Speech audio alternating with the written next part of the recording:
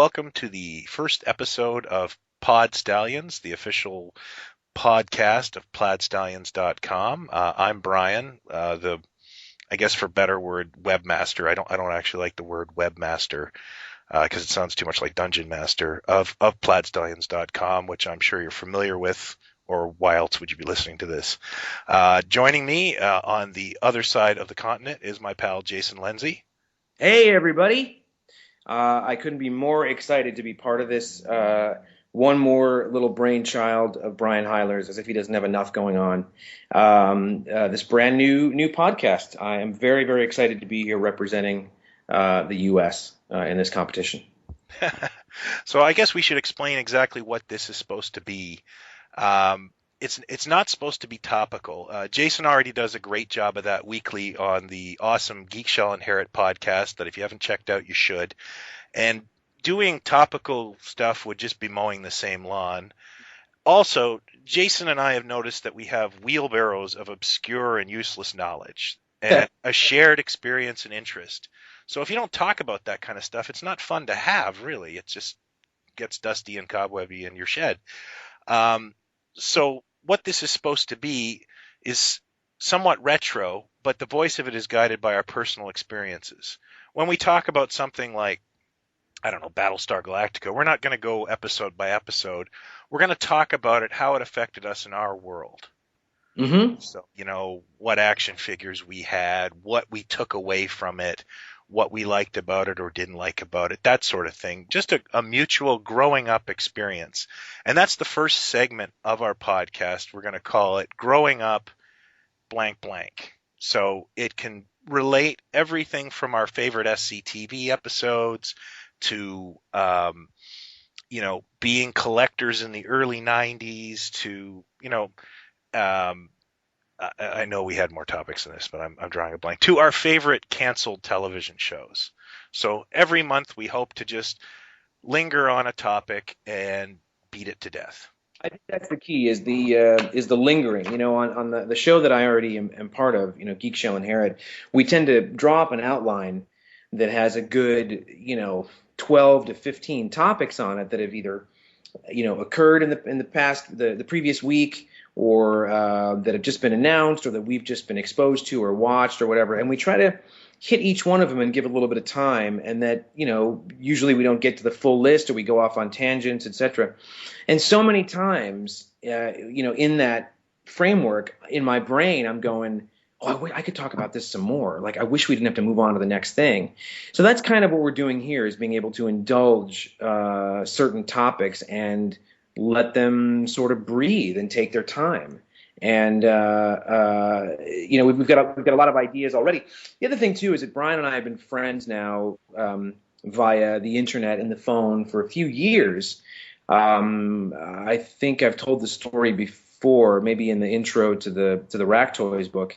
But basically, it was I stumbled across the Plaid Stallions website ages ago, and I don't remember how I stumbled across it. I think it was some other site linked to it for something. Most people that find my site are looking for vintage lingerie pictures.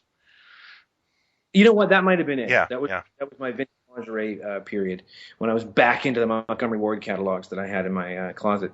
As most people do when they first come across Plaid Stallions, I couldn't leave the site.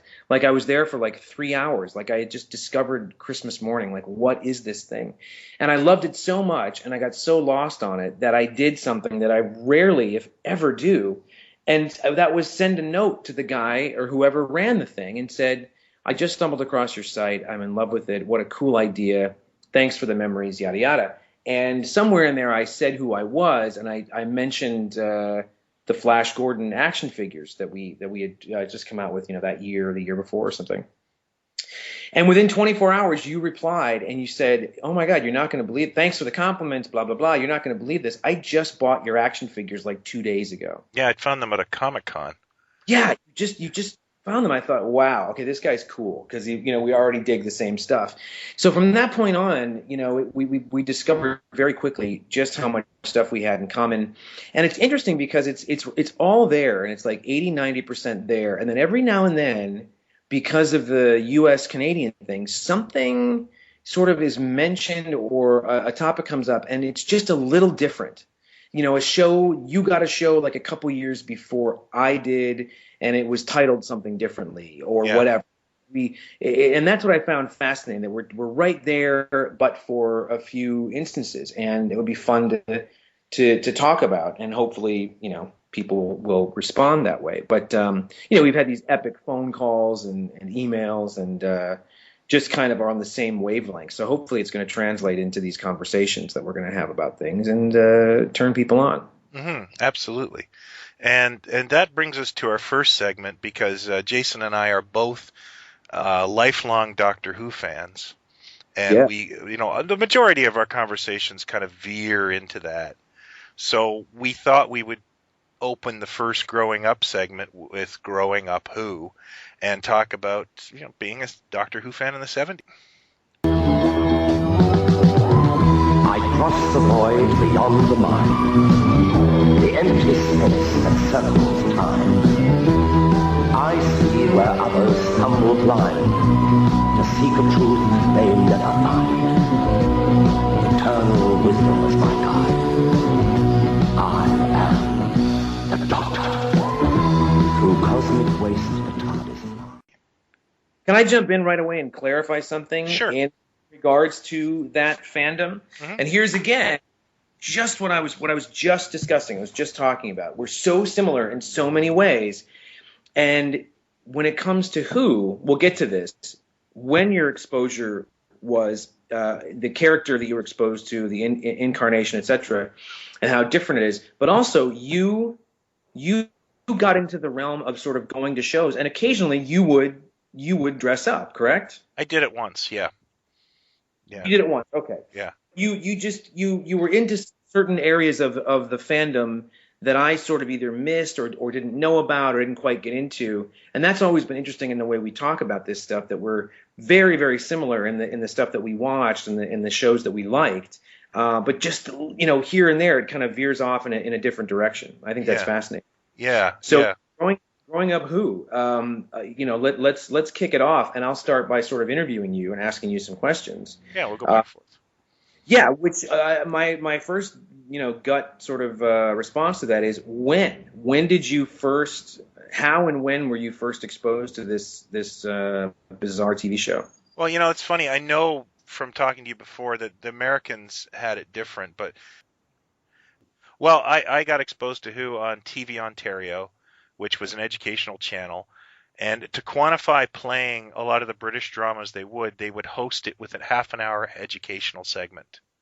So Doctor Who was hosted by a guy who called himself Dr. Dater, and he was actually a physicist. And he was kind of a hippie-looking guy in a T-shirt, and he would host it out of a phone booth. And then he would explain one of the scientific concepts. So it was kind of a weird thing, and it was very low budget. It was filmed downtown Toronto. There were Dr. Dater clips on YouTube, but I can't find them anymore. But we got Pertwee first. Okay, so what year would you reckon that was? 75 or 76, because I was 5 or 6. I was terrified of the show. And I found, Pertwee really serious and scary. And I can remember actually watching his death scene and my dad kind of making fun of the show. And I was like really upset, like, don't make fun of Doctor Who. And, thinking he was going to get my dad or something. But it was a heavy show. It was like, it was a lot for a 5 or 6 year old to take. Sure. To jump in right away and parallel that, my experience was I'm from St. Paul, Minnesota. That's where I was born. And so I grew up in the Midwest, and we always felt an affinity with Canada because we are the coldest state in the country. Mm-hmm. And just some of the humor that we had, the accents, the winter clothing, we always kind of felt a little Canadian. My exposure to Who, and it's well documented now because when they write the tale, the story of how it got exposed to the U.S. and people caught on, was that, in fact, I have a press kit somewhere that I should copy for you and send to you. That was the press kit the BBC put together to tell American, networks, syndicated networks, local stations, you can, get this show. Here's how long it's been running. And what they were really pushing were Tom Baker's first 2 or 3 seasons. So this has got to be about 1978. Mm-hmm. Mm-hmm. I'm positive it's 1978, and what we're getting is Tom Baker's first season, which was 1975 in the UK. So we're already getting it like 3 years later. Yeah. And I used to come home in the afternoon distinctly, unless I'm just getting some things mixed up, but I swear back to back was like 4 o'clock in the afternoon was Battle of the Planets, better known to a lot of folks as G-Force, but it was the G-Force, the Gatchaman show that was taken and sort of edited and dubbed into a U.S. version in the late 70s and split up and had new openings and wraparounds and stuff called Battle of the Planets. And at around 4:30 on, I think it was syndicated. In other words, America knew Doctor Who as a public television thing. Yeah. I think my first time seeing it was on a local station like Channel 9 or something. Like a UHF station? No, like an actual local station that would show, MASH and Bewitched and things like that in the afternoons or the weekends. Wow. And it was, again, just what you said. I couldn't look away. I was fascinated, but I was very disturbed by it because for a number of reasons. It was especially if anybody knows those first couple of years of Tom Baker's tenure. It's very unsettling. It's very weird. It's very, very dark. It's a very gothic sort of dark couple of seasons. But really, to my brain, what was the weirdest was this was the first program that I'd ever seen that I didn't understand at the time, but was shot on videotape and had that very loud live theater kind of look to it. Mm-hmm. The I've ever seen shot that way were sitcoms or Monty Python. So to have it in a drama was very unsettling and weird to me, that this was a drama, and it was British, obviously, and I didn't know who this guy was or what the gist of it was. Also, the country, myself included, were Star Wars insane. So the reason that Who got pushed so hard in the late 70s by the BBC was it was the closest thing they had to a Star Wars type property. And so they tried to ride that train as best they could and get it out there. Oh, that's neat. Yeah, so that was my first thing, and eventually it became a public television thing. Channel 2 was our station where you'd have pledge drives and have to try to save it and stuff.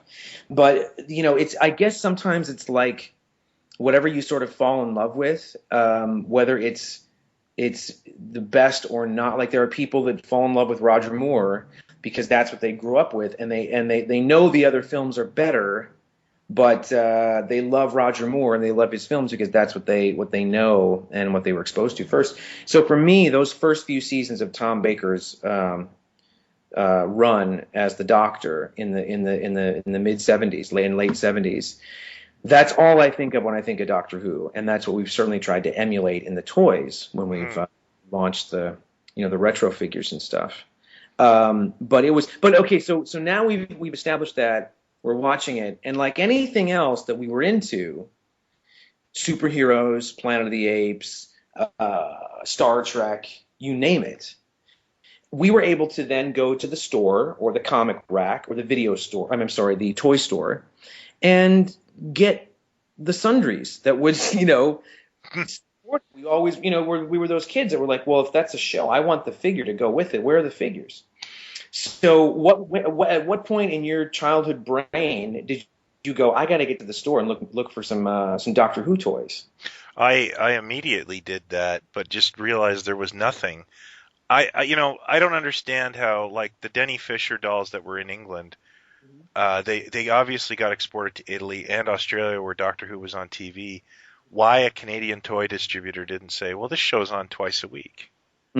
Why don't I pick this up? But I guess maybe because it was on provincially and not across the country. Like, I don't know if it was picked up in Quebec or, okay.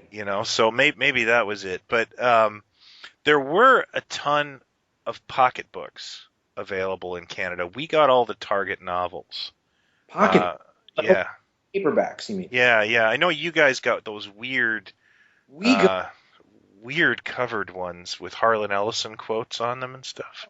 Yeah, so I'm going to the stores looking for this stuff. But just go back 2 steps though. Did you understand? Did your little brain understand that this was a British show? Did you know where it came from? Did that Oh, make sense? yeah. I mean, I'm of like my mom's family is Irish Scottish, so they, we and Canadian TV was inundated. Like we watched On the Buses on prime time, and I grew up on shows like Tom Grattan's War and Phoenix and the Carpet, which aren't that relevant to you, but like and most of the stuff TVO played was like Simon and the Land of Chalk drawings and different programs. They had some Canadian stuff, but they played a lot of British programming, and I understood it.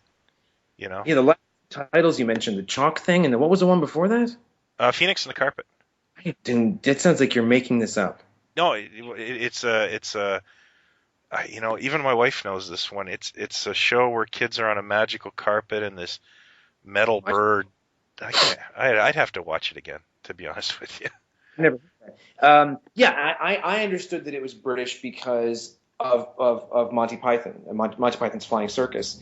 I've got cassette tapes, blank cassette tapes that we would put in my little tape recorder, and my brother Gino and I would tape Monty Python so we could listen to it back. And I've got tapes dated January, February of '77 with me rolling around on the floor laughing. I clearly didn't get all the jokes. I was far too young.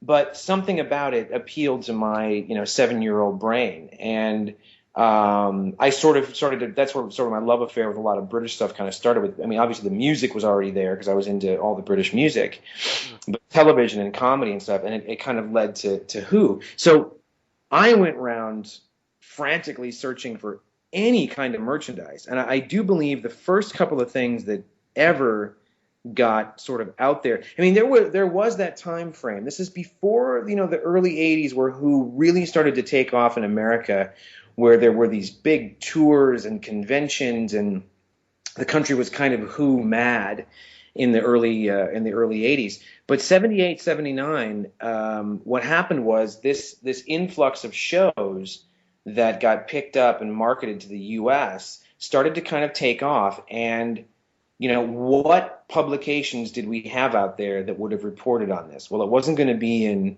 Newsweek or Time or, Ranger Rick or whatever. Yeah. It was going to be in Starlog or Fangoria. And they were first publications, and you know this because you guys got it, obviously, and you would pick this magazine up all the time. They were the first publication, if you want to call it mainstream, that picked up on Doctor Who. And so, unless I'm completely mistaken, my first piece of television or however you want to say it, was that third issue of Fangoria. I have since found it again. It had the movie Prophecy on the cover. There was a big article on Doctor Who, and best of all, a poster that you could pull out, and when you folded it out, it was Tom Baker in the middle, raising, his hat on or raising his hand or something, and some of the artwork from the Target novelizations of creatures kind of around him, and the logo. And that was on my wall in my bedroom for many, many, many years until I was about 27. And that was it. And from there, a company called Pinnacle grabbed 10, I don't know how they chose these titles, but 10 titles to release in America on paperback on the strength of the sales of Who to these local stations. And they put out 10 novelizations, completely different artwork. The body of the book was the same as the Target ones, but there were completely different covers that have become very collectible. And I used to trade guys, pen pals in the UK, stuff. They wanted these so badly, and they each one had the same intro from Harlan Ellison. Yeah, he wrote a spectacular 5-page grumpy essay. You can just say essay with him. I think they're all grumpy. Exactly. And his whole thing, I remember the opening couple of lines were like, was replaying or rewriting He had just been at a convention. He's up at the podium. The room is filled with kids in Luke Skywalker pajamas and adults dressed like Darth Vader and you name it. And he's up at the podium and he basically says, I'm paraphrasing, but Star Trek is complete drivel. Star Wars will turn your brain into puree of bat guano. And, Buck Rogers can, eat it, whatever. Doctor Who is where it's at. And then he just goes on, and there's gasps and shocks and how dare he at the convention. And then he goes on to say how fantastic the show is and why it's so brilliant. I just dug that up. It's Star Wars is adolescent nonsense. Close Encounter is obscurantist drivel. Star Trek can turn your brains to puree of bat guano. Very good. And the greatest science fiction series of all time is Doctor Who. And I'll take you all on, one-on-one or in a bunch to back it up. That is so Ellison, but I can't believe bat guano. I remembered that from that intro. You see, everybody listening, this is the essence of what this flippin' show is going to be, because it's as if I've waited half my life for someone to ask me that question or something. It's just been sitting up in a room, up in the attic of my brain, waiting for you to open the door. Yeah. And there it is. And now I never need to think about it again. It's done. It's gone. Go. You free that space up for where your warranties are. I remember those. I was fascinated by the bad art on not bad, off-model art on the covers. There's one cover that, now that we know what the story is, we didn't know at the time, but it's clearly like supposed to be Pertwee's Doctor and the Master side by side, where like it's half of Pertwee's face, half the Master, and Pertwee's got like stubble and almost like a beard if it's supposed to be Pertwee, and the Master has the goatee. But it's a lot of the creatures and ships and other things are the much artistic license, but even better was a logo, a really cool logo. We should put this up, when we put the episode up, look at logos. Just really neat cover art because it was so far removed from anything else. And the logo was completely original and a very cool logo. I remember kind of loving that. Yeah, I remember that. I think we just got because we were so in tune with Britain, we got the British Target novels here. My first collectible that I got from Doctor Who was weird. My neighbors had nephews. They were Irish, and they had nephews that would come over every so often. They're really close. And these guys went to the UK all the time. And I traded one of the nephews for his Countdown to TV Action Annual. Oh, wow. From 1973, which had Jerry Anderson's UFO in it and John Pertwee's Doctor Who. And they were comic stories about Doctor Who. And it blew my mind. And, it's odd, as we were cleaning the house one day about 2 years ago, and my wife goes, "What the hell is this?" Because it's beat to hell. But it was my Countdown Annual. And it was like she found my baby blanket. Because that's my first bit of nerdery, and other than that, the only thing I bought were the sound effects record and the Genesis of the Daleks record. Right. I had, okay, so now we'll jump around a bit. Sure.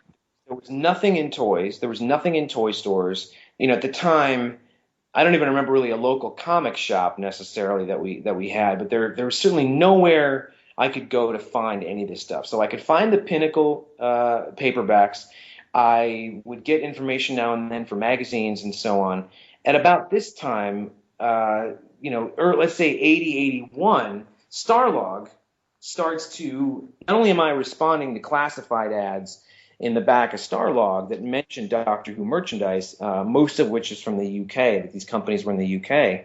Starlog would have these ads in the back for different Doctor Who things, maybe a calendar, maybe there was that tin, that tin bank, the TARDIS tin with Tom Baker in the doorway, and then eventually I had that. That was like the first piece of merchandise that I got that was close to a toy that I could even find. Stuff like that was being advertised in the back of Starlog, and the album, the record, audio album, was for me a set. I got it individually, but I also got this set that was offered in the back of Starlog, and it was in a 12-inch 12 by 12 kind of little case, and inside was the audio with Tom Baker's narration, Genesis of the Daleks, which you just mentioned, the sound effects record, a single, the Doctor Who theme, the 81 updated theme with a B-side, whatever the damn B-side was. And it also came with a poster, which I think was Tom Baker and K9 or something. But that's the only way you could get this poster or whatever was to get this box set. So that's what I got. And I remember being so disappointed when I opened the box because I thought each record was going to be individually what it was on its own. Like the Genesis record would have been the Genesis cover. And Oh, I see. You didn't get it like that. It was like in an album almost. just albums in paper sleeves. Oh. But that was it. I mean, there was really, drought is even the wrong word. Like there was nothing. Yeah. Barely anything in London, which we'll get to because I'll tell you about my first trip over there. But Yeah. it was hard. So you were a loyal Doctor Who follower. Oh, absolutely. And I got, I went in spits and spats. They replayed the Pertwees one summer, like in '79, and I got back into them because they were like on all the time. And I got to watch Pertwee's Regeneration into Baker again, and I was hooked again in the early '80s. And I think my dad took me on a rare trip to the Silver Snail, which was a comic shop in Toronto. Still is. But back then, it was like kind of the mecca, and it wasn't like it is now. And they had a copy of Doctor Who Monthly. Did you take me there, or did you talk about taking me We there? drove by it. Drove by it. That's right. Okay. Yeah. So you found Doctor Who Monthly. Yeah, and I picked it up, of course, because I was like, "There's a Doctor Who magazine," and it came with a free sticker of Peter Davison, and it was all about Peter Davison, and I had no idea who Peter Davison was. I think we were still stuck on the Key to Time by '81, so it was a little bit. I remember that. Yeah. Now, when you were getting them, when you were getting Doctor Who, looking back now, how late were you getting them? Were you getting it like 3 years after the episodes had aired in the UK? We were getting to the point where it was about 2-3 years. I'd say by the time we got to the height of Doctor Who's popularity, we were probably less than a year off at one point. Okay. Because PBS was playing them in 2-hour blocks during Pledge Week, which was unbearable.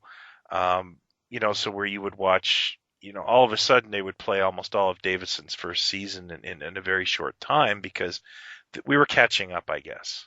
Right. It was always behind by at least a year, but it was getting pretty bad for a while there.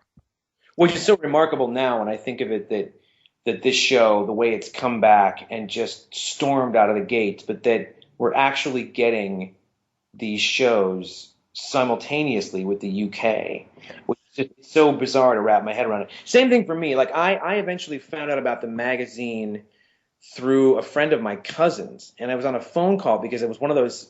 Doctor Who there was so much. You were off in the wilderness with this because it was not a household name. Not all the kids were into it, and so when you met a kid or someone that knew it and was into it, it was a secret handshake. And my cousin used to watch it, but he was I'll never forget. He was hanging out with his buddy at his house. So at the time, I must have been 10 or 11 years old. My cousin was like 12 or 13. And this kid was probably around the same age. So this kid, let's just call him Billy or whatever, he's with my cousin, and my cousin says, "Hey, Billy wants to talk to you. He's going to tell you about Doctor Who stuff." This kid gets on the phone. I thought I knew the show. He knows the show backwards and forwards and tells me there's a magazine. And, of course, I'm like, no, I'm afraid I think you're wrong. There isn't. I would certainly know about this if it existed. And he's like, no, it's out there. And he turned me on to it. I had to go downtown St. Paul to a shop called Schindler's, which was, international magazines, papers, comic books, baseball cards, etc. And about a third of the store was dirty magazines. Yeah. adult superhero magazines. So for me to even get a ride to go down to Schindler's, my dad was, I remember him being a little suspect, like, what are you going into Schindler's for? Like, there's probably going to see some nipples, and I'm not happy about this.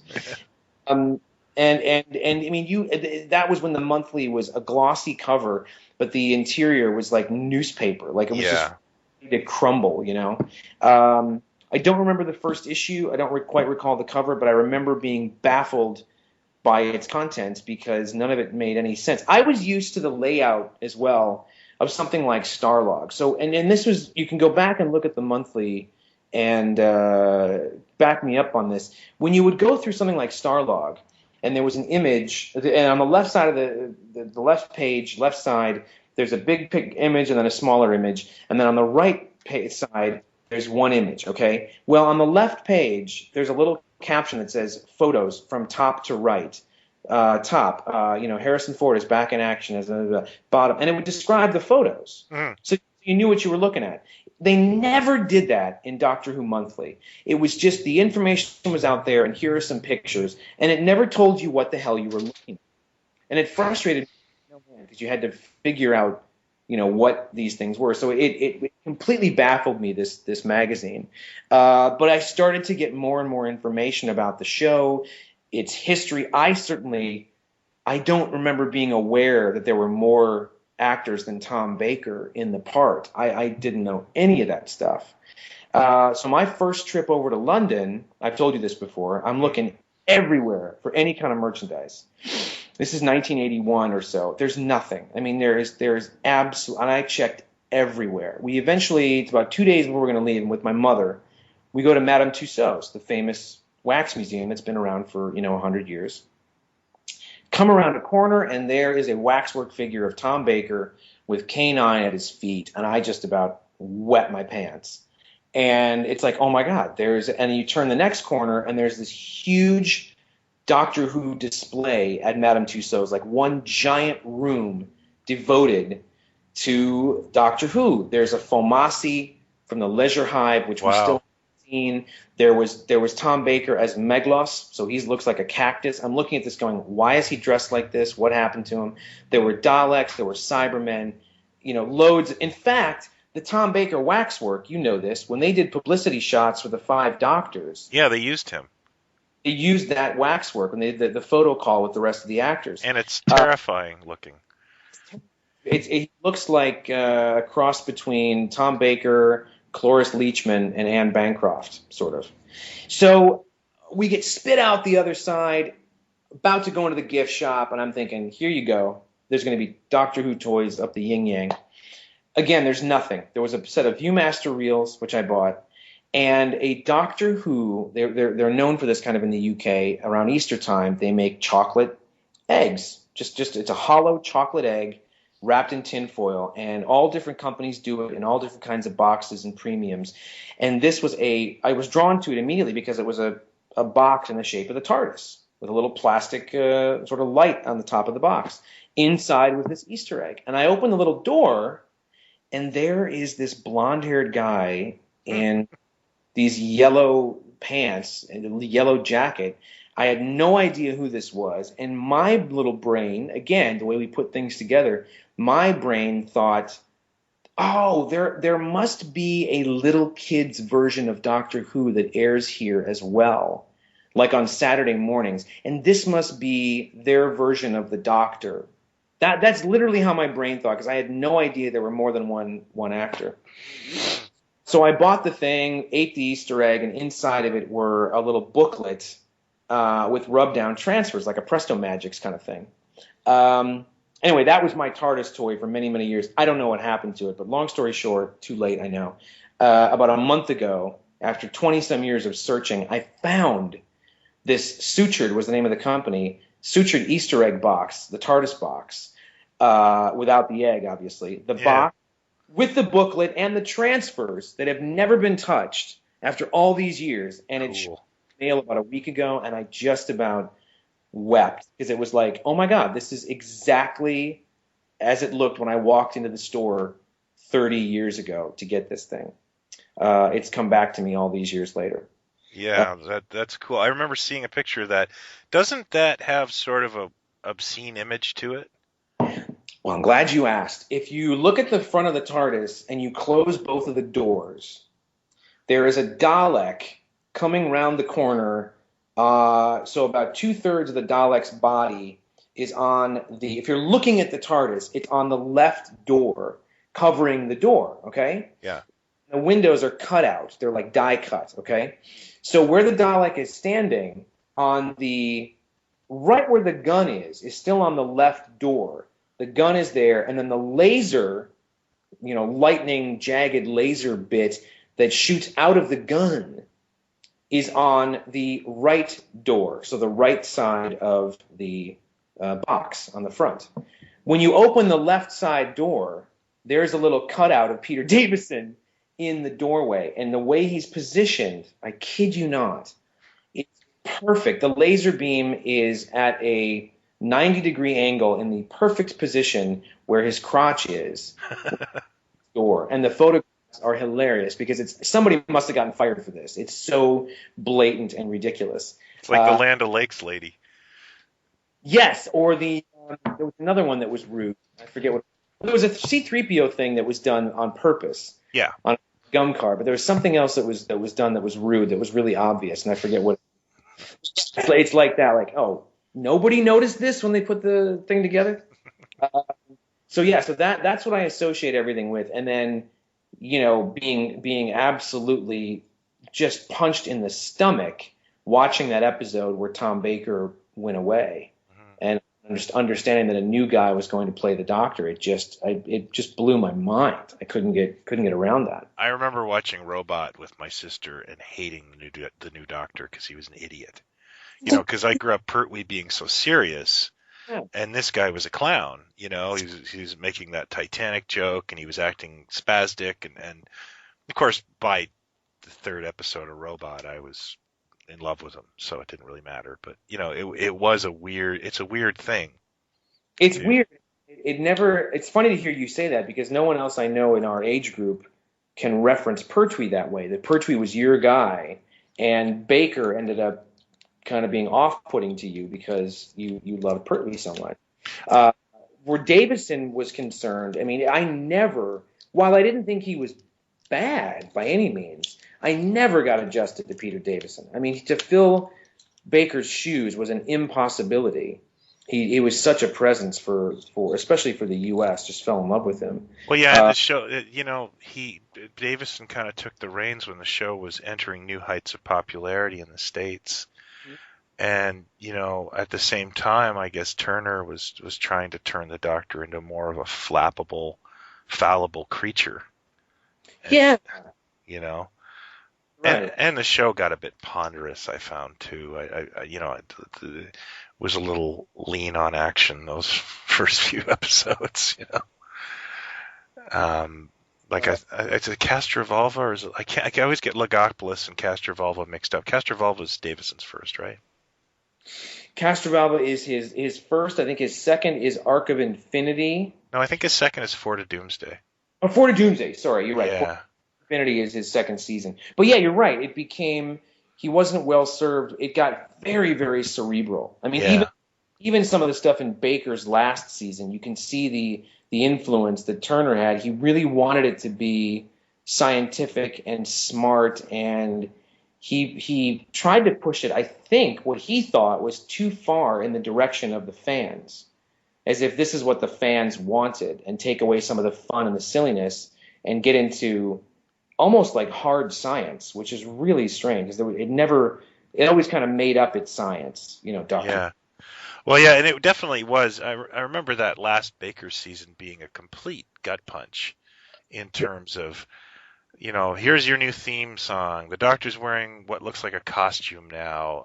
Mm-hmm. We've got this kind of wistful, overpronounced music going on, with what like synthesizer flutes, Almost like a family atmosphere now that's going to be on the TARDIS, where you had Adric and you had Nyssa and Tegan started to come into it, and also it felt there's only a few, to me, semi sort of bright spots in that season where you feel like it's the show of old, and Baker is in there swinging like he used to. And the first one that comes to mind is a story called State of Decay, which is Yeah, the vampire episode, right? yeah, it was a Terrence Dicks story that was supposed to have happened many years earlier in the mid to late 70s, but they pulled it because there was at the same time on the BBC there was a Dracula series or mini series that they thought if Who did something similar, the people would think it was a send up and wouldn't take it seriously, and it got pushed up to Baker's last season, and it feels very much like a Terrence Dicks story. It's fun, it's gothic, it's riffing on classic archetypes and themes that have come before. But it's really the only bright spot I can think of where Baker sort of is in there again. And you can tell throughout the entire season that Baker is miserable. Now, so he was married at this point to Lala Ward. Everybody knew this. The previous season, they had fallen in love. They got married. But from everything I've understood and read, things were very, very bad in that relationship. And to have to go to work where there were times where they were barely speaking to each other, or Lala Ward would go off in the corner and just sob. There was some drastic weight loss for Baker. I don't know if you know this or you notice it. He's very, very gaunt in that final season, and there was some drastic weight loss or an illness that to this day I have never been able to find word one on what this illness was, but it was so bad that they had to curl his hair. Oh, really? Yeah, his hair always had that natural mega curl to it. He was so frail and fragile at this point that they had to curl his hair for a couple of the stories. Yeah, I don't know much about that. I do know that he talked about his relationship with Lala Ward, and he put it in a way that was so, like, I couldn't have put it this way. He just said, he said, sometimes these things last 2 years, and they're a wonderful 2 years, and then it's over. And I thought that was a brilliant way of putting a relationship, Yeah. and I think he was just a passionate guy. And Yeah, definitely his perspective. I mean, when Lala Ward, the little she's, they throw quotes at her from him, and she'll just look at the interviewer and go, "Really? He said that? Like, yeah, that sounds like Tom, but that's that's not true." And it was just one day, all of a sudden, one day things were different, and when finally confronted, she would tell the story that when finally confronted, Baker was just like, "Yeah, I don't think I want to be married anymore." yeah, That's it, just matter of fact, and turned her whole world sort of upside down. yeah, But it's that last season has a very somber, miserable feel to it all around, and the stories are very not fun. And they also, the first few stories, put him through hell. yeah, They put the character through a lot of bad stuff. yeah. With the Leisure Hive, they age him, Yeah. and then Meglos, they obviously they put Tom Baker through a ton of makeup. The cactus. Yeah, and or was maybe I'm getting them. No, that's right. Meglos is the one with the dodecahedron, right? Yes, and Yeah. the chronic hysteresis. Yes. There's, And now, I got completely, I will admit, I got completely lost during the whole East Base thing. I didn't like those episodes at all. I never was an Adric fan. So you talking about Warrior's Gate, and what was there another? Warrior's Gate is one I've never finished. Yeah, it's funny. It took me ages to finish that because it is so cerebral. It is so Ponderous, and it's mostly done on white space, so there's nothing to even look at. It's a weird story. Yeah. Hard to. I mean, the show was always smart, but it was getting into an area that was far too cerebral if you wanted to keep introducing a new generation of kids to this show. Yeah. Took all the fun out of those sales. And Jonathan Turner never liked how far Tom Baker took the part. He never was a fan of Tom Baker's mugging and goofiness and stuff like that. So he's the one who pushed him out the door, like, it's time for you to go. Yeah. And wanted to make it this much more serious endeavor. Now, granted, I can be very critical of Baker as well, because he did get to a point where he was mugging shamelessly in the part and ripping scripts up, and not wanting to do anything. But Key to even Time season is really tough for me to watch.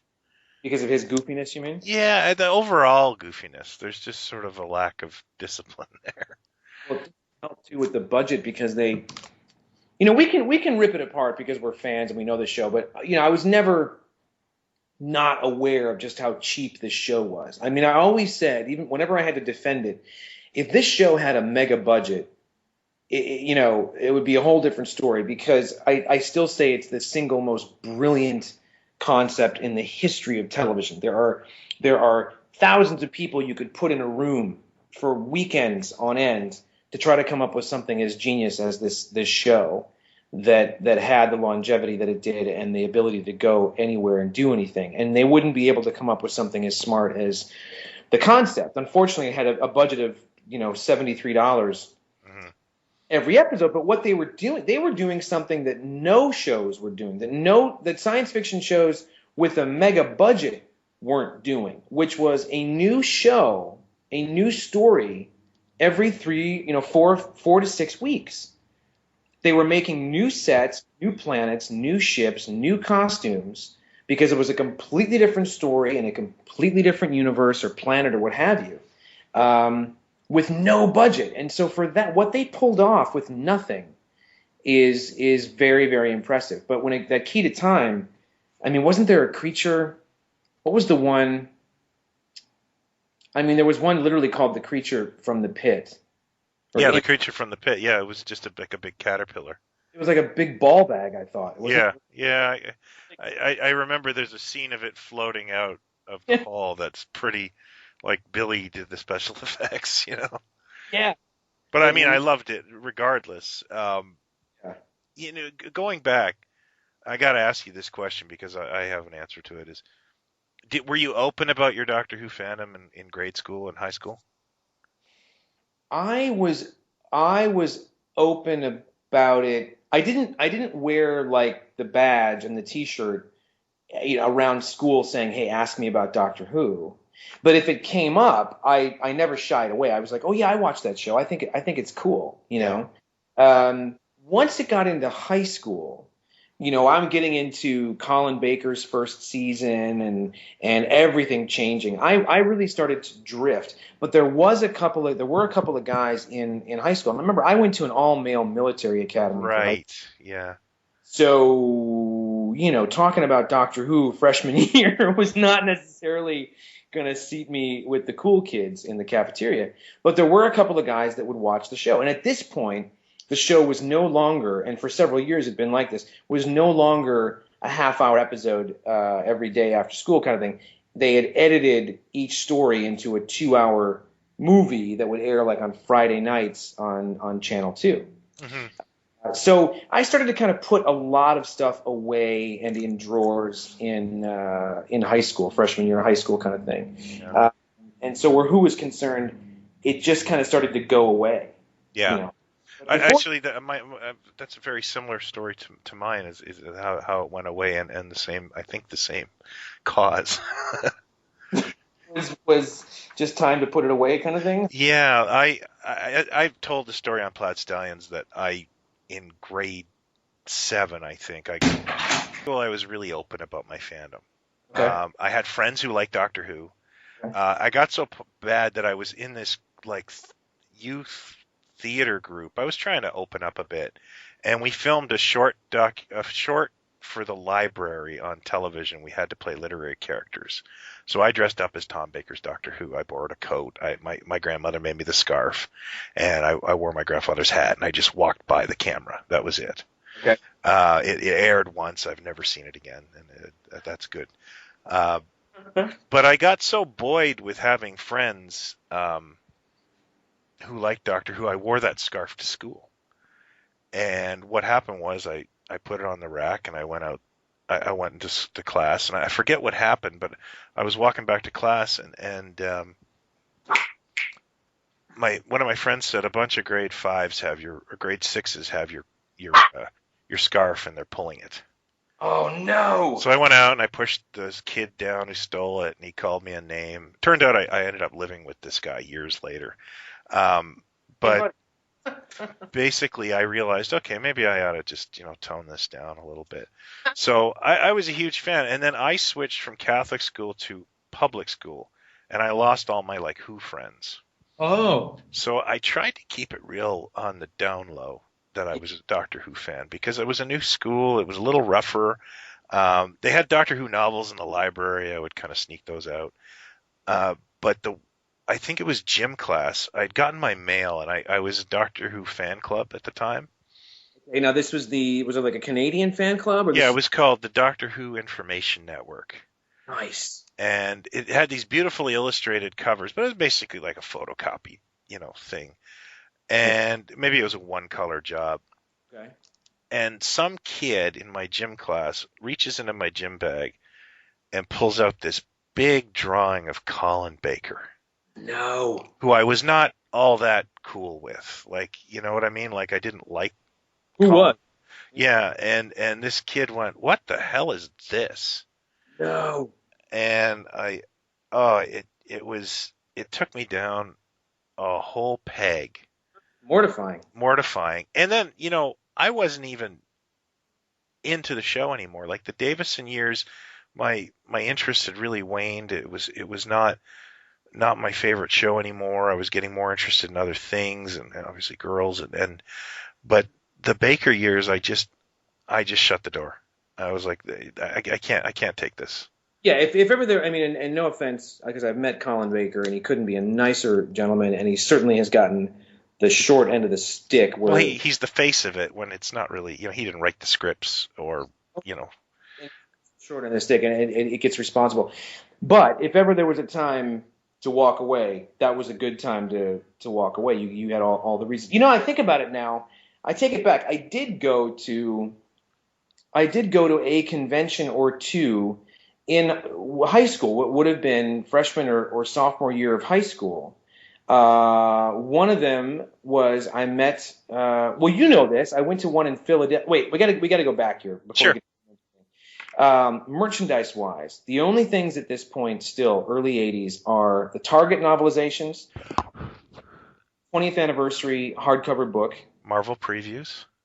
reviews, the technical manual. You I remember had it. Yep. that? Now, I would have killed most of my family to get any kind of merchandise, but as a kid, I was desperate because you talk about the scarf. Like I was desperate for. I mean, I had a hat. I had some. My grandfather was from Italy, and he was a tailor, so he made a lot of clothing, and he had a lot of old hats, like a Borsellino and different hats from the 40s and 50s. And I used to occasionally wear one of these, almost like a pork pie, but it was kind of like Tom Baker's hat that he wore. I wore it just to be kind of a hipster in high school, and I had a lot of vintage clothing and stuff.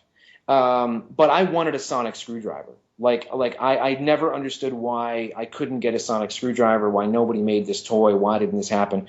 When Product Enterprise, which was a British company, a wonderful British company, I think they're all but gone now. They had the Doctor Who license in the early 2000s, and they flew the flag for the show before it came back when nobody cared.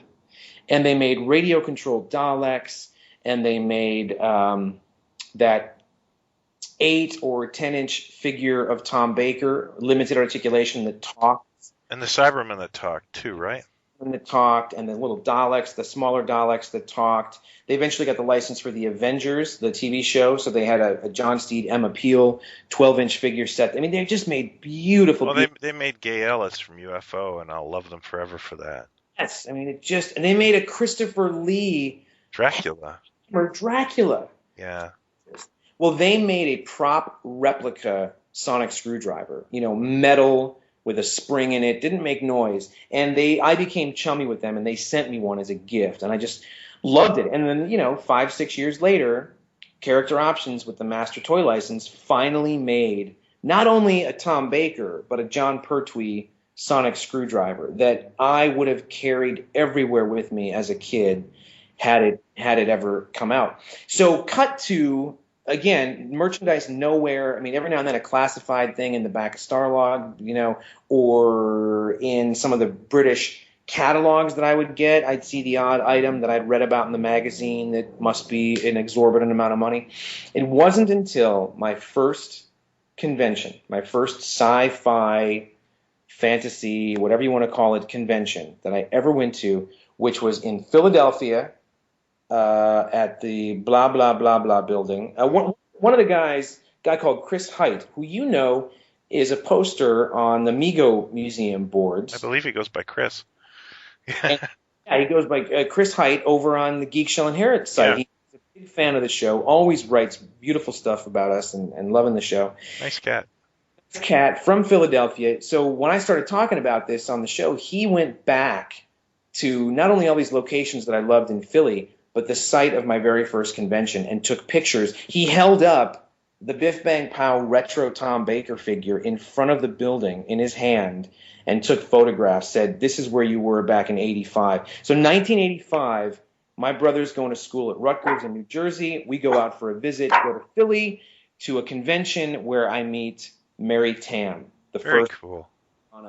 from Doctor Who. And that's the first time I ever saw Doctor Who merchandise that I had only read about. Like there were talking Daleks and the Palatoy stuff. Yeah. A few other bits and bobs that even then were incredibly expensive for me as a 14, 15-year-old. I became a monster because of Starlog. When I was 13, I read the ad and it said Talking Daleks $25 in Starlog. So I went and got a US money order, which is something my parents told me as a kid was really hard to do. Turns out they were lying. And I mailed off the money and nothing happened. And my mom, I remember my mom saying, don't tell your dad that you just pissed $25 away. You know, and it wasn't until I remember I sent it off the last week of grade 8. The first day of grade 9, it arrived. And it was a boxed Palatoy Talking Dalek. And it made me into a complete monster. And the first thing I did was I ordered like everything that, I think it was Steve Jeppy's Comic Warehouse. Okay. And I ordered the Radio Times special, for the 20th anniversary. Wow. I ordered all this crazy crap, and I got addicted to that mail order thing. The thing that really blew my mind, though, was my first convention, which was in Kitchener, Ontario, where where I not only got to meet John Pertwee, but he sat next to me for like an hour. Wow. Yeah, which blew my mind. Was this guy had vintage toys. Wow. And that was the thing. It was like he had a Wurzel Gummidge doll in the box. Wow. He had all these vintage records. He was this vintage toy dealer. There was one dealer in the room. Okay. It was a room full of somebody had books. This guy had vintage stuff. And there was somebody making like Tom Baker scarves and stuffed Cybermats. Wow. And that was it. And that was the greatest dealer's room I'd ever been in, you know? So what you're saying is besides, and I just decided to jump on eBay real quick, just to give you an idea. We're going back to the mid-'80s, and I can't recall exactly what these things cost, but I'm looking at something right now. Here's Palatoy Talking Dalek, 1975, does not talk, no box, is going for about $70 US. Yeah, I sold mine, and I wish I never had, but in college I needed food, so. I need to get a Palatoy Talking Dalek in the box. I've never owned one. I'm looking at this here. They range between $270 to like $350 boxed working Palatoy Daleks. But if anybody's listening and they want to get a fundraiser going or a Kickstarter, Kickstarter, buy us toys. That's a good idea. So what you're saying is you managed to get through the mirror, and not just magazines and books and things like that. You were able to get merchandise. Like you got a Palatoy Talking Dalek. What other class merchandise were you able to get? Well, I couldn't find a lot of vintage. I lucked out on that Talking Dalek, but I will tell you that my second bit of luck was the store in a mall, and it was an odd toy store that had a lot of closeouts, like Action Jackson outfits and old Star Wars figures, and they had the Denny Fisher War of the Daleks game, which was this huge, odd game. Box, yeah. And it had little Dalek figurines you spun around. It was $5. Wow. And I have no idea why it was there. Wow. but it was my second big vintage toy score. I ended up getting on one of my trips. In fact, it might have been a trip to London in '90 when I met with an old pal who maybe he's even listening, called Andy Foley. He had a toy company called TV Toy Zone. It's where I got a lot of. I'm an old customer. Okay, that's right. I remember the name. He found me the Dennis Fisher Tom Baker figure. That's the first time I ever got him. I got him from him on a trip over there in '90. And the same trip, I went to a vintage, what do you call, a antique mart, and I bought two of the little Dalek figurines that came with the game on their own. Yeah. I paid £5 or £6 each Dalek just to get those little things. They're awesome. But I still have one Dalek. I also got, that same trip, I got a Rollykin. Oh, I got the Dalek Rollykins in the box that probably ran me 10 or 12 pounds at the time, but now I think they're upwards of, $30-40 a piece. Those little tiny Daleks in the boxes that they made millions of in different little colors, and they had a ball bearing in them that just kind of, rolled around. But that was it. Like, I could never afford this stuff. I certainly could never, find it anywhere. The interesting thing about the connection I had to Britain, to the mail order business in the UK, and I think it was called like Star Tech. Something. Star Tech was out of Atlanta. I traded videos with him in the 80s. Something like that. Or Tennessee. Something along the lines of something like that. The catalog was always like a big long piece of paper that was folded in half. So it was like if there were 30 or 40 pages, it was a really big fat catalog folded in half and stapled, and the type was so tiny you could barely make out the pricing and stuff. The very first time I ever had Jelly Babies, I ordered them through this company along with some I was hooked on the magazine, the Doctor Who magazine, but also the specials. Yeah. Obsessed with obtaining all of the specials, the winter special, the summer special, the fall special, whatever. When you ordered from the U.S. to this UK company, I swear to God, I was like 11 years old ordering from this place. If you sent U.S. cash, you got like a 30% discount. So you tape cash to an envelope? Cash. And I mean, down to the coins, where I was taping coins to an index card, wrapping money around it, sticking it in a round piece of paper in a little envelope inside a bigger envelope, take it to the post office for whatever the cost was to mail it. I never lost a dime. I never didn't get my merchandise. But I think about this 11-year-old kid filling out the order form and doing the percentages and stuff and mailing off cash to the place, and always got my stuff. And the day that the bus would drop me off on the corner, you could walk down to my house in the middle of the street. When you got about a third of the way down, you could see the mailbox.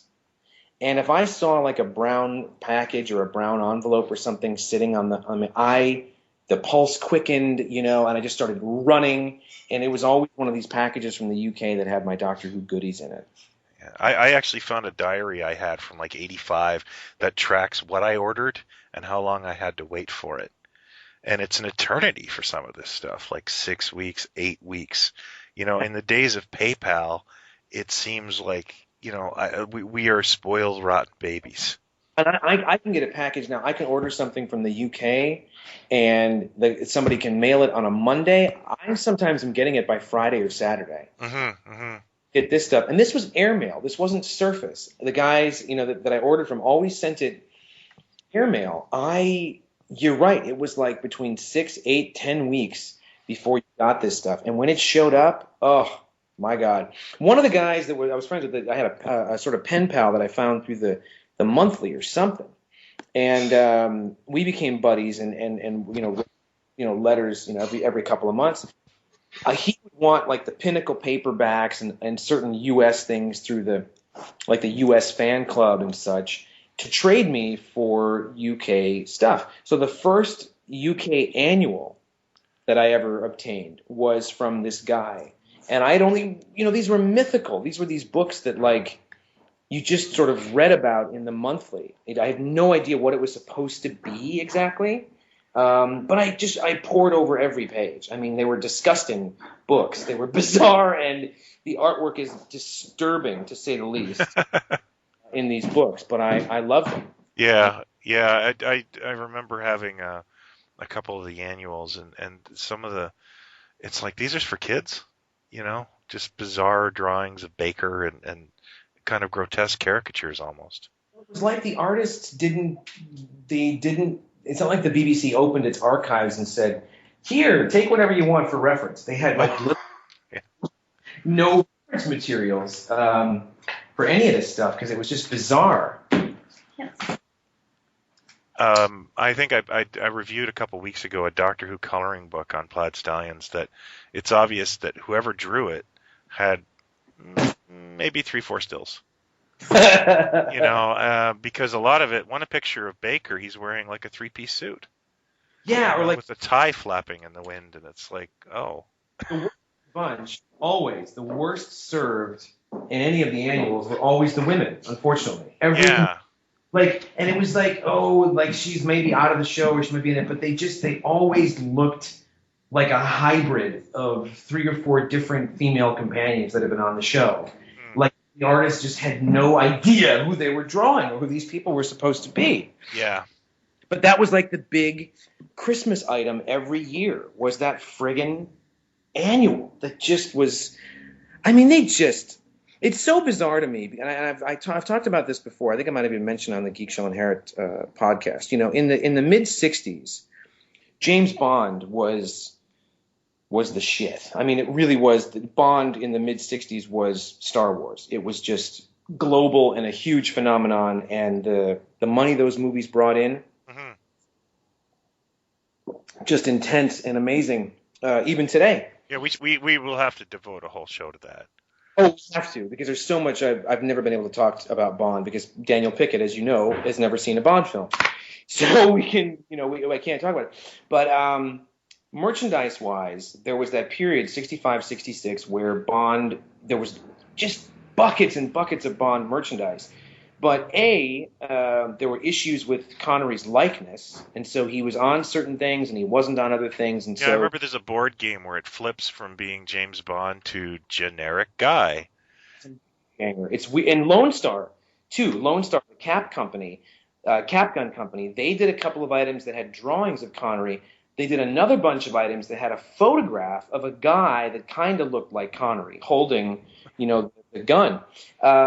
But really, the gist, the main thrust of what came out for Bond was related to Thunderball or the Aston Martin or Cap Guns or whatever. There was never like an action figure range. I mean, there was a 12-inch doll and some things like that.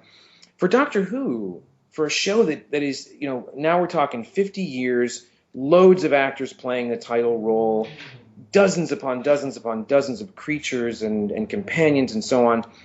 Really, you go back to the mid-60s and it was Daleks everywhere. It's just 95% was just Daleks. That was it. And so one of the items that was non-sort of Dalek and kind of represented the show was the annual. And it would come out every, November, December, whatever it was. And it was the big Christmas item. It was just I would look at this stuff when I finally started to be able to get certain things in that early 80s period. When I finally got my hands on this stuff, excited as I was to get it, I always felt like there were times that I felt, have you ever, you must in your years of collecting and areas that you've collected in or things that you know about, you must every now and then come across a foreign item from like, I don't know, Bratislava or something that is so weird, or the artwork is just bizarre, or you just feel like they had 50 cents to come up with this item, they put a sticker on it, and it got out the door. Oh, yeah. There are times when I look at some of the UK stuff that was official BBC licensed product, that even back then, in the early 80s, it felt to me like just something that came from another planet. Like, this is what you guys came up with this wonderful show and like all the possible, like that's the thing that you want to make, like a, I mean, this. There's a Doctor Who Tom Baker item from like 76, 77. There's like a pen and pencil set Hmm. and like a yo-yo, and And then baked beans. there's a there is a poster that was a mail away from baked beans. But no, He's then on the tin of baked beans. Like, you know? right. No, there's one. It's like the yo-yo. It's the same series. It's like a yo-yo, and it's a pen and pencil set, and a safety scissors, and then a label maker. Underpants too.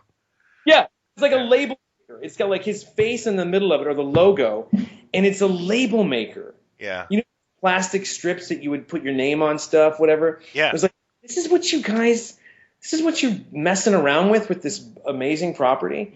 So, now that we have the license too, it's like it's pure ego on my part to go, yeah, I get to make some of this stuff now and finally, get to play in that sandbox. But part of it is I'm trying to correct all the wrongs. For any of you listening that love this stuff when we were younger and are in the same boat as Hyler and I, looking, the way we scoured the earth for merchandise, then I'm doing this for you. Biff Bang Pow is doing Doctor Who stuff for you guys that we never got, basically. The TARDIS tuner is always one of my favorites. I know you were obsessed with it too. It's basically, what is it? Transistor radio?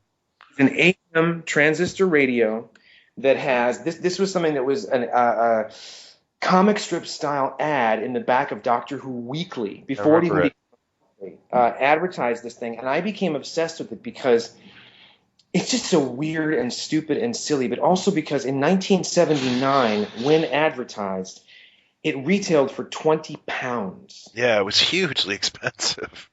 Expensive. Like, how many kids could actually send away for this thing? It was also a mail away item. There weren't a lot of Doctor Who mail away items, but you could not just walk into whatever store over in the UK and get this thing. So I've looked for it for years, and then our mutual pal, well, you introduced me, Bill Frost. If you're listening, Bill, we love you. Hi, Bill. Over in the UK, came across one for a reasonable sum of money, and I ended up getting it mint in the box. It plays the radio, obviously, and lights up on the front, but the intergalactic space sounds would make a cat commit suicide. You just brought up something too about merchandise, and I know it's Doctor Who related, but it was obviously through a different company. But as a kid, I had a Dalek annual because these annuals are sold in Canada, I guess, because of the UK connection. And it was Daleks killing people on the cover. They were shoving people off a cliff. As they do, yeah. Yeah, I remember that was completely normal to me as a kid. Yeah, they were. Okay, let's get to that thing because we're about to get to some of the actual stories. The Daleks, as even if you have a surface knowledge of Doctor Who, you know what the Daleks are because they are the sort of, they're not the Professor Moriarty because that would be the Master, but the Daleks are as synonymous with the show and the property as the TARDIS, I suppose. Yeah. Some people love them and think they're fantastic and most amazing thing in the world, and some people think that they are the silliest, most ridiculous concept. But as anybody who knows about Doctor Who lore remembers, the second story introduced these creatures, and it was not like the show was going to go off the air after the first story, but the ratings went through the roof because of that second story that introduced the Daleks. So in a way, they really opened a huge door for the show and for history. They kind of pushed things along. On that note, Daleks or otherwise, did any of the creatures or bad guys or monsters ever disturb you or scare you, or did you think as a kid, like, what is the fuss about these Daleks? Daleks kind of scared and intimidated me because that was my first episode, was Day of the Daleks. And I think I watched that because the Ogrons look like Planet of the Apes characters, and I think that's what caught my eye to the show. But the Daleks were kind of scary and intimidating to a 5-year-old. Now I don't get it. My kids don't get it. They have Daleks everywhere. And I think that's their charm, is they're a bit scary, but they're also a bit like, oh, that's a fun toy, What about them? Because I can tell you for me what it might have been that scared me, but what about them specifically scared you? I think it was that they were shouting. Yes! Yeah. That was it. If I could pinpoint anything, it would be the manic sort of nature that you're just like, oh God, calm down. You're not going to kill me, are you? Just calm down, please calm down. And maybe this is one thing you can agree with me on. Doctor Who may not have had the most convincing monsters, but they always went that little extra. Let's give it a really creepy voice, and that really put it across sometimes, Yeah, it made up for whatever it lacked in the prop department yeah. Well, I give it to him because name another show with 4 times the budget that was able to come up with new creatures and new sets and new costumes and new ships and new ship interiors, what have you, every story. I mean, there are times where you can see that they're shying away from, creatures or monsters in a way because they can't afford it, or they certainly can't get an army together. You can do anything you want now, but you couldn't back then. Well, you can look at a show like, let's say, Lost in Space, where the recycling was so bad that you'd see it on Time Tunnel and on Voyage to the Bottom of the Sea, and what's the other show? Land of the Giants, by the time it was done, Totally. Yeah. Any other creatures that? It's almost systematic. The giant spider in the last Pertwee story. Out of the spiders when he went to Metabila. Yeah, that scared me because she killed Doctor Who. I didn't understand what was going on, and did you call him Doctor Who? I'm pretty positive I did. Yes. And then I would say. Right after that, the one that totally blew my mind would be Ark in Space. The guy turning into a bug. Yeah. You talk about Alien. It was kind of Alien before Alien. And right after that was Seeds of Death. Or Seeds of Doom. Seeds of Doom, yes. Seeds of Doom. To get to this, we're talking about our stories. I would agree with you. The Daleks never scared me, but they kind of disturbed me. Yeah. With the screaming and everything, and the seeds of doom. That whole concept of someone being taken over and becoming something else, and then it wasn't like I was scared, like I couldn't sleep at night kind of thing, but I knew something was wrong with this, and this guy was really going through a lot of pain and discomfort, or whatever. Becomes this, monster, obviously. But yeah, that was one that kind of freaked me, and Davros in general, that whole show, and we'll get to it again in more in depth. But Davros, the creator of the Daleks, I found very, very disturbing and unsettling. Only that first story that he was in, and every other time he's shown up, has never had the same effect as that first story. I can see that. The Seeds of Doom also had by this point they had swapped out Dr. Dater on TVO for someone, I can't remember her name, but she called herself the Undoctor. And I believe she was a science fiction author. And now they discussed the science fiction of Doctor Who. And I watched, after the first episode of Seeds of Doom, I watched her open forum on the episode. It kind of bothered me, that episode, so I watched it. And they were all comparing it to a show called Quatermass, which I had never heard of. I was like 7. And, now in hindsight, it's like, oh, yeah, it was a Quatermass story, basically. Yeah. Yeah. That was a creepy... well, there was Quatermass and the Pit, I believe, was what aired on television back in Britain in the 50s. Yeah. It was a feature that I think Hammer did, maybe? No, there was a bunch of them. The Quatermass and the Pit, The Creeping Unknown. Quatermass was a running serial, I think, in the UK. Wasn't the first one done by Hammer, though, I thought? Well, they did. A couple companies did theatrical versions of them, in the same way that On the Buses got movies and Doctor Who got movies. They started out as TV serials, and maybe I'm wrong. It's just something But Hammer did do one of them. You're absolutely right. I think it is the 5 million years to Earth. Yeah, I think so, and it's wonderful. I have actually the old TV ones. We could obviously, you can tell in this first episode already, we could talk all day. We can chaw. So we should probably start wrapping it up. Yeah. But let's get to it. Top five stories in no particular order from the old show. Want me to go first or you? Let's go. Okay. I'm going to start with Day of the Daleks. I already kind of explained why. It scared me. I was 5. It turned me on to Doctor Who. Okay. Monster of Peladon. Okay. This is the second Peladon story or the It's the first one? second Peladon story. Just left a mark on me as a kid. I really liked this consortium of aliens on a planet. The story itself interested me, and I love the Ice Warriors as a result. Ice Warriors. Yeah, and it's just strong memory of it. Like I can watch it now and go, oh, I remember this. Robot. I love regeneration stories as a whole for the most part because it introduces you to a new doctor and they usually get to walk around in the new outfit. Mhm. I've always loved that robot, and because he's so tied into the Baker merchandise, like Yeah. there's a puzzle of him, and there's of course that wonderful Denny Fisher action figure, and it's a beautifully designed piece. So Did I love that episode.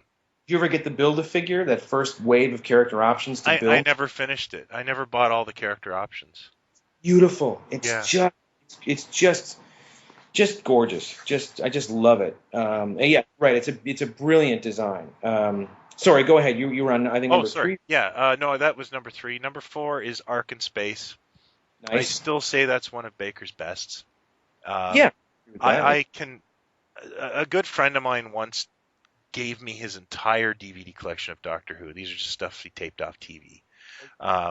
So I was able. It was a generous thing to do, but I couldn't sit through some of the old stories.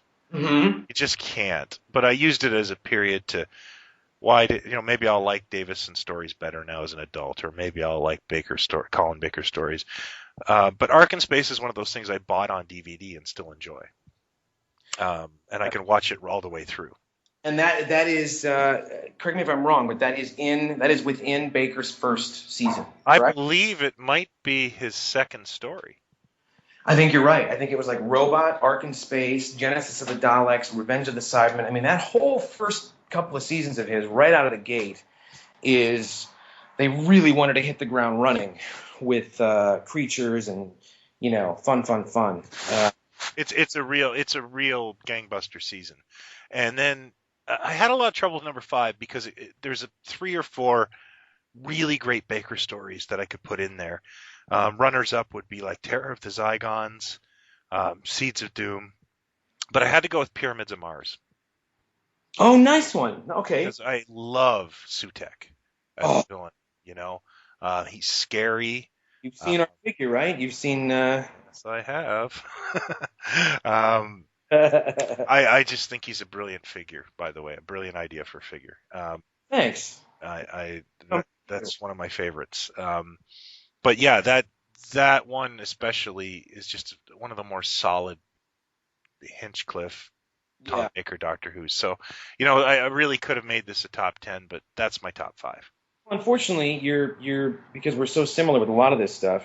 Not only are you taking some of my thunder, but it was more difficult to come up with than I thought, because I should have clarified this from the start with this stuff. I love Doctor Who. I have a huge fondness for it, obviously, huge amounts of nostalgia and affection. We obviously have the license, all this stuff. But I'm not the guy that has every single story on DVD, that has all the books, that if this thing comes out with this doctor, I've got to get every one of them. I'm not that guy. I used to be when I was much younger. I had to have every single Target paperback, whether I read them or not.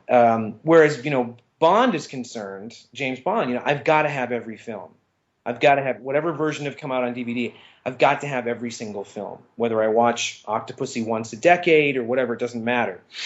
So having said that, I'm not the guy that has every single story. I've seen every story, but it's a very specific sort of era that I love. And I tried to pan this out a bit so it wasn't just, or spread the love a bit so it wasn't just Tom Baker. Yeah. So in no particular order.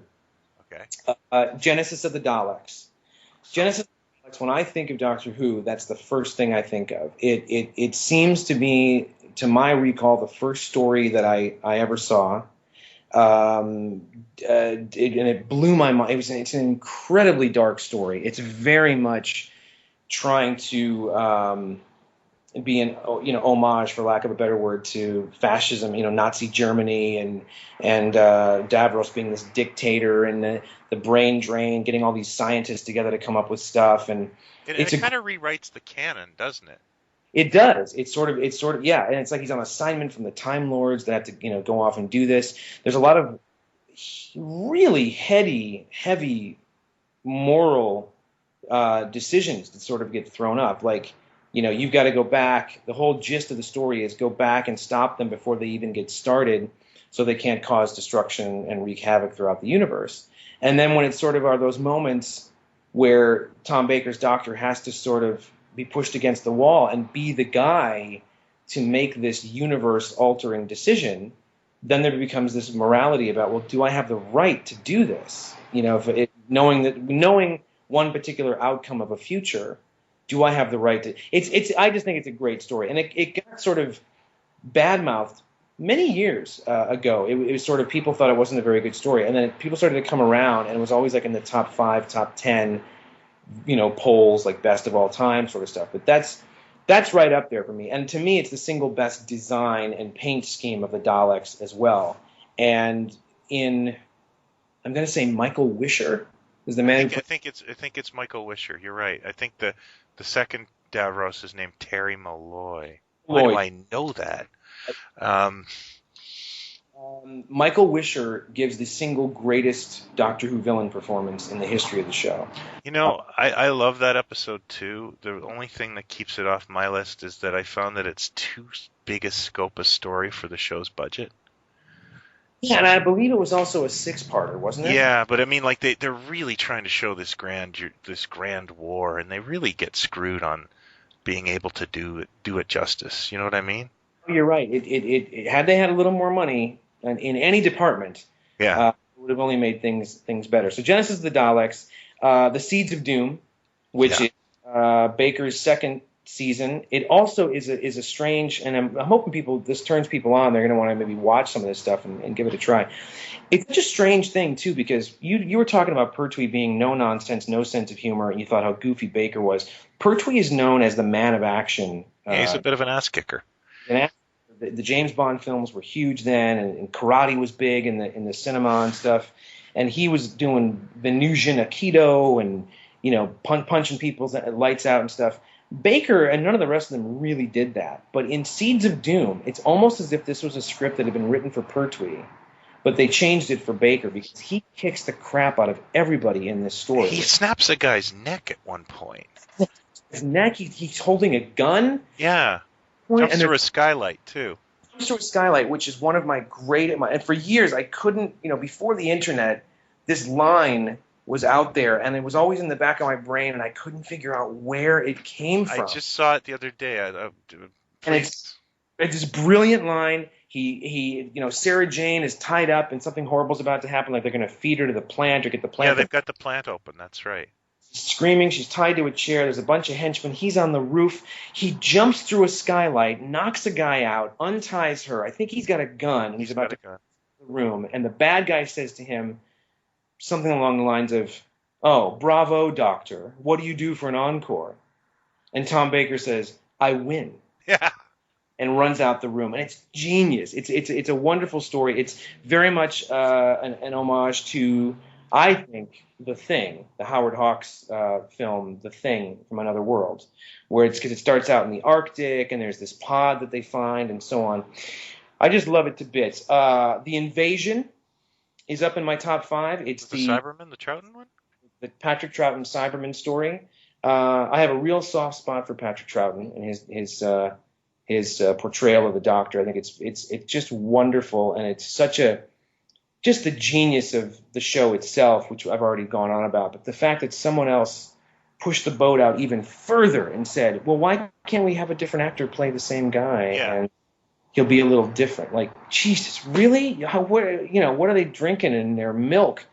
So Troughton, I think, is wonderful. And The Invasion is great because it's a Cyberman story. It's very heart of mod London in the 60s, which is my favorite era.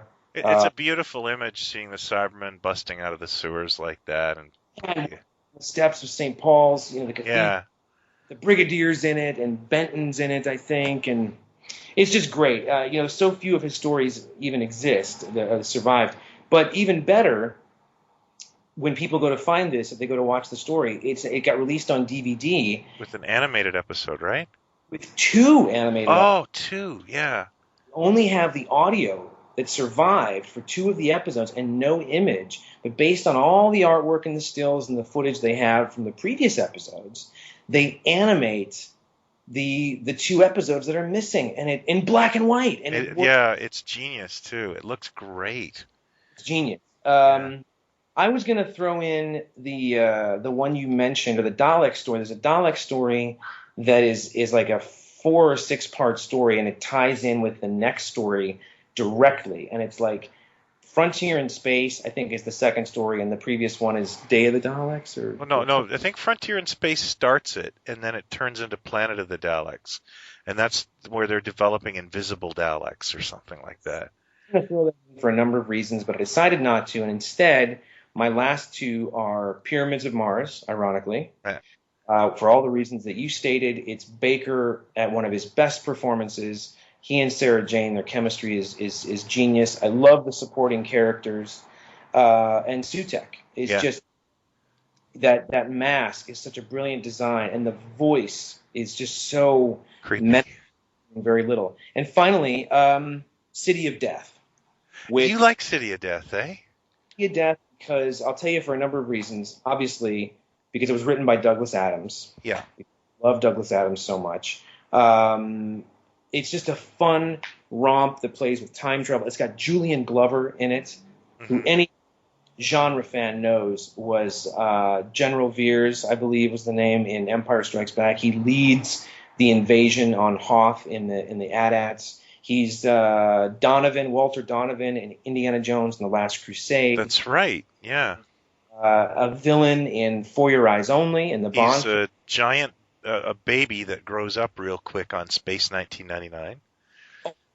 I did not know that. Yeah, there's an episode where a baby gets turned into an adult. He was actually in a previous Doctor Who serial, Marco Polo, I believe. That's right. In the 60s with Hartnell. So his genre pedigree is extraordinary. And today, he was, I don't know if he's still in it, is a supporting character on Game of Thrones. So this guy is a genius British actor. He's been around for 100 years. But more than anything, I shall never forget the first time sitting and watching City of Death, whatever episode it was. This TARDIS is hidden out. He's hiding it, and the Doctor and Romana come in and just blow through the Louvre, and they're going to walk right into the TARDIS and take off. But just before they do, there are 2 people standing in front of the TARDIS talking about its merits as a piece of art in the most pretentious terms possible. And the 2 actors are Eleanor Braun, who came out of the London improv comedy scene in the mid-'60s, just like all the Pythons, and John Cleese, standing in front of the TARDIS. And my mind was not only blown, it was blown and fell on the carpet, and I scooped it up and tried to put it back in, and it got blown again, because the thought that my beloved, Monty Python and John Cleese and those could somehow cross into Doctor Who just did my head in. Like, oh my God. It was almost as if somebody's listening to my dreams at the BBC and said, let's make this kid happy and do this thing. So that's why I'm throwing it into the top 5. And it's a wonderful story. I think it's a lot of fun. I really loved the design of Scaroth's ship in that one. Oh, it's great. The round with the 3 legs and the way it moves is really neat. Thing that spins around its midriff, it's great. So yeah. That's a good one for nerds too, like me, because that's got Maya from Space 1999 in it as well. Great. She's the Countess, Catherine Schell. Catherine Schell. Yes, that's right. Yeah. That's right. Yeah. Now, see, we could do another hour on this. I mean, we could probably revisit it. Yeah, but there's a nice primer for everyone to sort of know where we've come from and why we love it, and hopefully turn some people on to some stories they maybe haven't seen. Right. Yeah, absolutely. Successful test of a first episode that should literally be called, 2 guys jibba-jabbing. The Long Ramble. The Long Ramble. I love it. Yeah. Ramble, First Blood, Part 2. the long ramble. No man am I, the Doctor.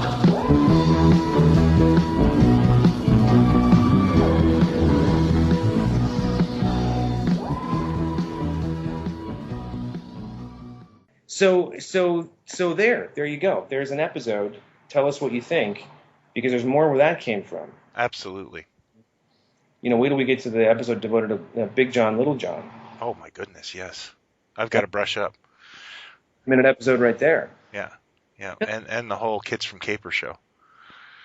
It's from Caper. Yeah. We got to do one about Monster Squad, because that's one of your beloved things. Yeah, I think that I could probably prattle on for a half an hour about that show. I don't know who'd want to listen to it, but and then chime in. But on that note, we always would love suggestions. If anybody out there is going, well, you guys are really boring, stop talking. You don't have to put that in. We don't need to know that. But if you like what you're hearing and you think we can apply some of this brain power to a particular subject or topic, then we'd love to hear about it, right? And we'd also love to hear your ridiculous childhood schoolyard rumors. Oh, we all heard them. Let me try and think of one that I heard.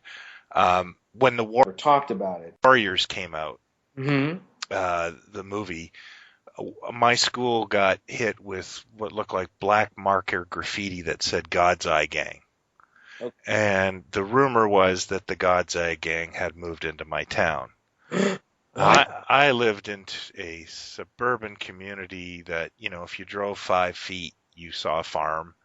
When the manure got spread, you knew in the schoolyard that manure was being spread. And my town was affectionately referred to as Whiteby because it was so ethnically diverse in 1978, whenever the Warriors came out. So it was obviously one of the stupider things that I was actually worried about.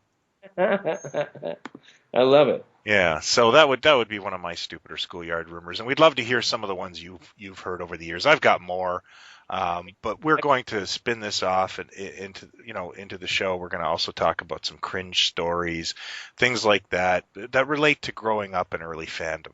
Yeah, for any of you out there listening, cringe story would be either something that you had to witness or be part of or hear or see in front of the folks, or someone that maybe shouldn't have been in the room at the time or the theater, whatever it might be, all about adolescence and childhood. Schoolyard rumor, just real quick, I'd throw one out. Did you ever hear this one? Do you remember when Bubble Yum and Bubblicious came out? Uh-huh.